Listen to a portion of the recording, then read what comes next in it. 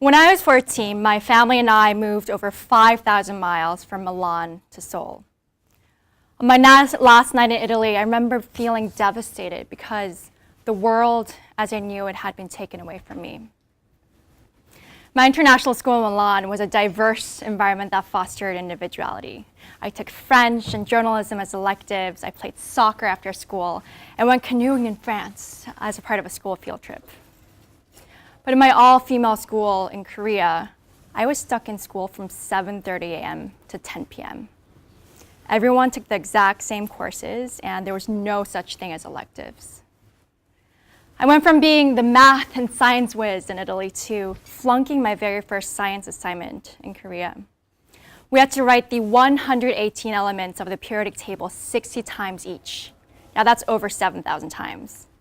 The next day, I proudly presented my homework. The teacher glanced at it and wrote a big X.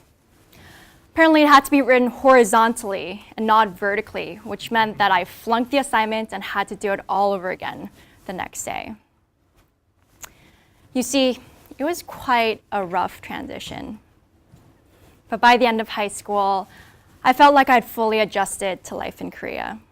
I'd made a few good friends and pulled many, many all-nighters to catch up to schoolwork. And I remember thinking, the toughest days of my life are finally over. But to my surprise, there were significant and challenging life transitions over, and over again, including coping with a big heartbreak, moving to Japan, and then to Hong Kong, starting work, and coming here to the GSB. And I recognized there was a pattern. When I first stepped into seasons of change, I often felt like I'd lost control, like I had lost a part of myself. And I confess this is how I felt many times during my first year of the GSB. As I started what was supposed to be the 2 best years of my life, I wondered why I didn't feel as confident and as happy as many of you seem to be. Can anyone relate to that? So I asked 107 MBA2s of the class of 2016, what were your most dominant feelings as you spent your first year? The results were eye-opening. Almost 60% of you said that you were primarily anxious in your first year. 45% said that you were excited, which is great. 43% said that you felt like you had lost control. And 38% said that you felt lonely. And only 7% felt like you were confident. Now, the feelings of anxiety or the lack of control seem like a common experience as we go through seasons of change. And I realize we have full agency to shape and manage this transition instead of reluctantly or reactively struggling through them. So today I want to share with you the art of managing life transitions. And I've packaged them in 3 R's. Recalibrate, reframe, and reach out. Now, the first R is recalibrate your expectations. I lived and worked in 9 different countries in my life, so I thought coming here to the United States as a student would be a piece of cake. I expected to hit the ground running on day 1.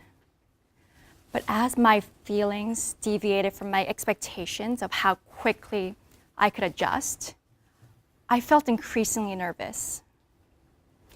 And perhaps this is why the survey shows that the students who have lived in the United States for a long period were proportionally more anxious than the students who came here for the first time. Whereas international students expected coming to the GSB to be a big life transition and expected to feel frustrated even, many of the American students didn't think that this would be a big change. But the fact that it was made many of us feel nervous. I realized last year that I was penalizing myself for falling short of an unrealistic expectation I was putting on myself. Once I started recalibrating these expectations, I created more room for self-mercy. And with that came a newfound sense of relief and calmness that helped me push through this time of transition. So if you're going through a transition or the next time you go through one, think hard about the types of expectations you're putting on yourself and recalibrate them. And always remember to have more self-mercy and not less. The second R is reframe challenging times and transitions as an opportunity to grow. When I first started work in consulting in Korea, my manager had given me some rough feedback.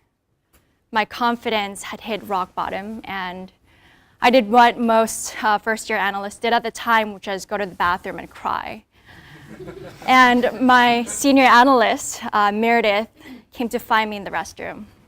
And there I was crying, and she said something that I will never forget. She said, "Christine, things are hard because you're growing. Yes, it's uncomfortable, and yes, it's painful, but only because you're taking on bigger things in life."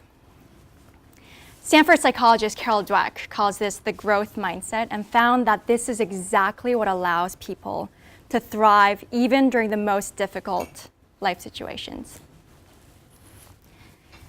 So if you are going through a season of change, and if you have all these negative feelings hitting you, remember that you have the agency to reframe your mindset.